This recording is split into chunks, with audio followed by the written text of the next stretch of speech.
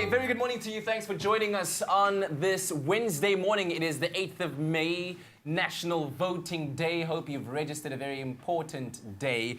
And here on your Feel Good Breakfast Show, we keep the feel good coming your way. That rhymed quite a lot, didn't it? It did, Yes. it did. Well, it's time for parenting advice. And of course, we are joined this morning by certified parent coach Laura Markovitz in studio. And of course, this morning the topic is all about mom burnout. Is it a real thing? What are the symptoms? Because I can imagine being a parent is a 24-hour job. It doesn't stop. Absolutely, yeah. I mean, that's the reality. If you think about it, yeah, you've got this parenting thing happening. It comes with a whole lot of expectations, often very different from how we thought it would be.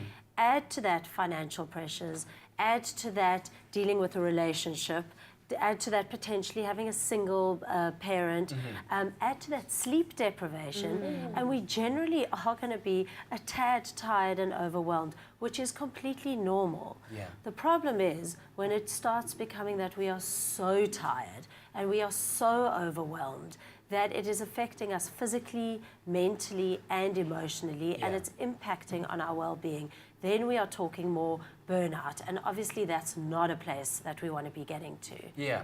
Let's talk about the symptoms. I think you mentioned one of them, that obvious tiredness and the constant feeling of fatigue. But I'm assuming that's not the only symptom that comes around that could give you an indication that you have or you are experiencing burnout. Yeah. Yes. So when you start to feel it, it can affect you in a myriad of ways. Yeah. So as you say, obviously the tiredness, but also mood-wise. So we start getting, and I mean, obviously irritability is pretty normal.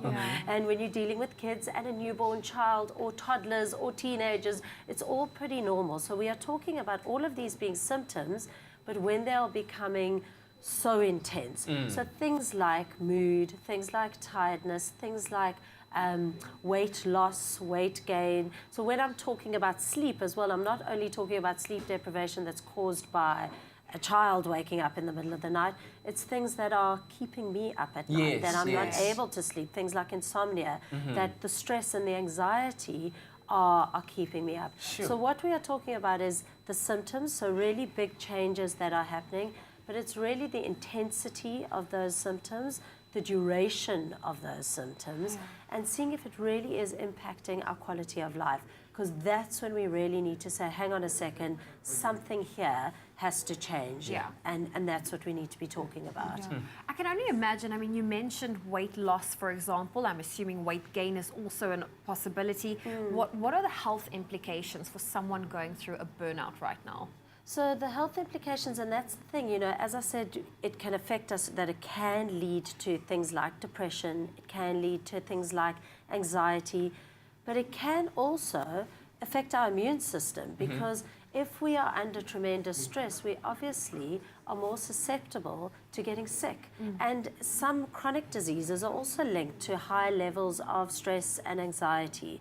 So it can affect us both physically, mentally, and emotionally, and it can affect our body in a whole lot of ways that can really take us down. And, you know, feeling burnt out, you know, just the words burnt out is a horrible, horrible feeling to be having. I mean, you can think about the vicious cycle that can then result when mom is sick or dad's sick, then baby becomes sick, and then the whole family is sick, and it's just, oh man. Absolutely. So what's the remedy then? What's the remedy? So, I'd love to say, here is the magic pill.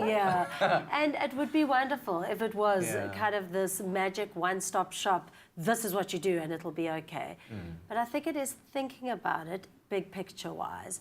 And I think starting from the point of realizing that as a parent, as a mom or a dad, you are going to be in a more vulnerable state. And when we are able to actually be honest and acknowledge that vulnerability, which is often seen as a weakness, because we think, well, if I'm admitting that I'm vulnerable, am I being weak? But actually it's a strength, because it's quite a courageous place to be, to say, look, I'm vulnerable, I need a bit of help. And then finding help where it is most likely to be good help. So good support, support that isn't judgmental, support that's real support, not just people who kind of flitting in and flitting out, but people that I can really turn to and get help.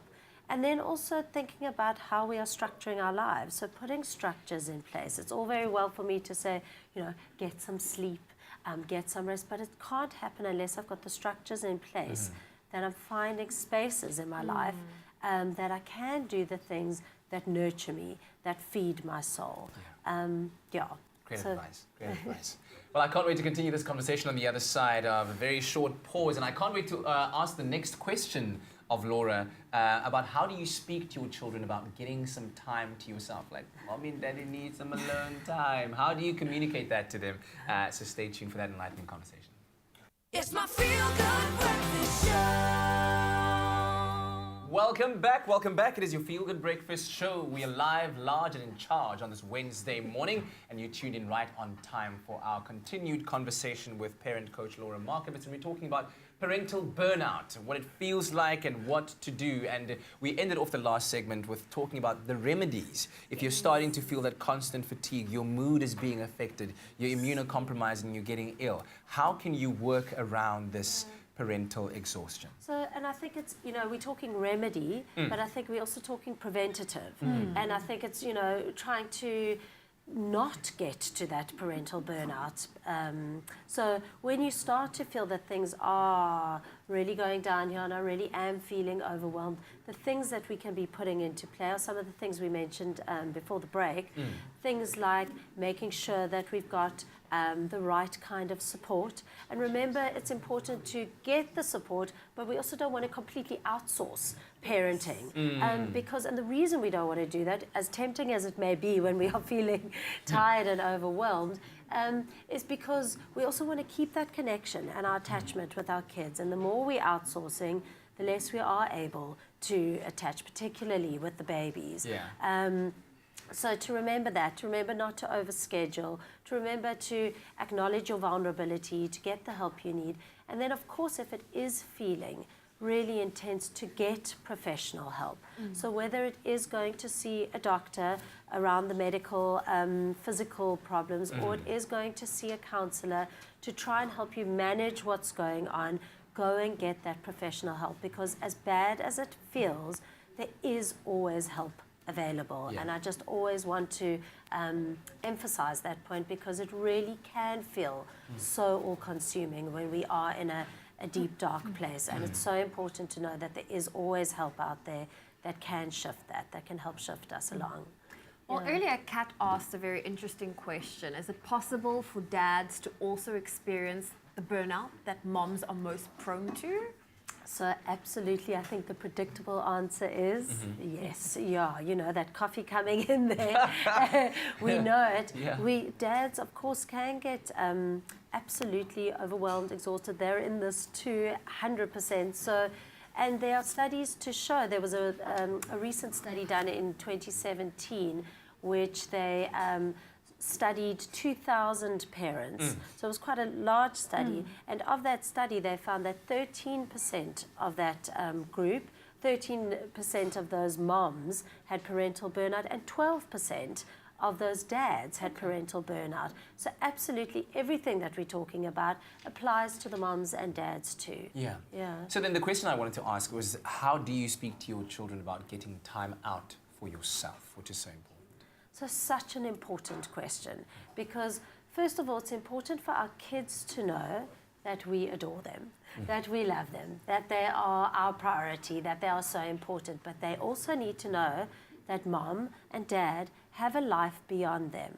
And it's important for them to have that role modeled to them from early on, for them to know that, oh, hang on, they have interests and they have things that they want to do that are beyond me. Because as much as it might seem like a child needs all of our attention, the reality is that can be all-consuming for a child. So it's really important to put those boundaries in place from early on, and for them to be able to understand, well, hang on, mom and dad need some time out. So of course, if there's if they're little, that there's an adult looking after them, and to be able to help them get through that. So it's not like, listen here, we need this adult time, cheers.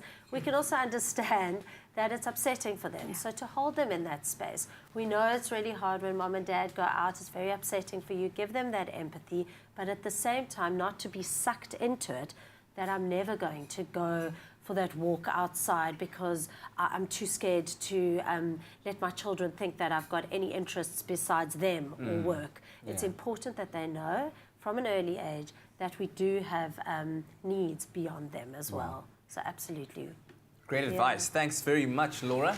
And of course, coachparents.co.za is where we can find more of your insights, and we, of course, always appreciate it. Hopefully you found that conversation enlightening and it helps you build a better family dynamic.